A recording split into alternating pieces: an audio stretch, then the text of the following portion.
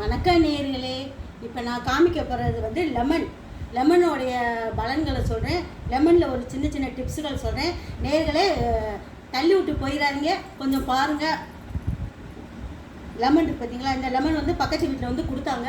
ஆனால் ஏற்கனவே என்கிட்ட லெமன் ஊறுகாலாம் போட்டு நான் வச்சுருக்கேன். இருந்தாலும் ஓசியாக கொடுக்குறப்ப வேணான்னு சொல்லக்கூடாது பார்த்தீங்களா?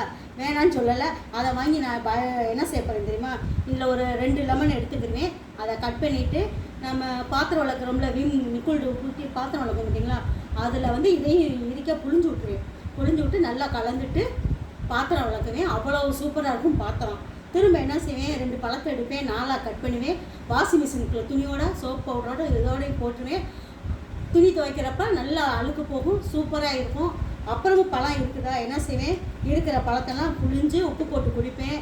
அப்புறம் என்ன பண்ணுவேன்னு தெரியுமா, பழங்கள்லாம் ஃபுல்லாக ஜூஸ் எடுத்துடுவேன். நல்லா ஜூஸ் எடுத்துகிட்டு லெமன் கூட்டு செய்வோம் பார்த்தீங்களா? லெமன் கூட்டு செஞ்சு ரெடிமேடாக செஞ்சு பாட்டில் அடித்து ஃப்ரிட்ஜில் வச்சுக்குவேன்.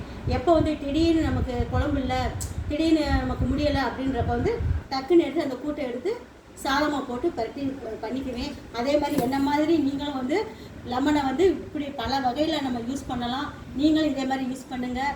நேயர்களே, சப்ஸ்கிரைப் பண்ணுங்கள். நேயர்களே, என்னை ஆதரவிங்க, சப்ஸ்கிரைப் பண்ணுங்கள், லைக் கொடுங்க, பெல் பட்டனை அமுக்குங்க.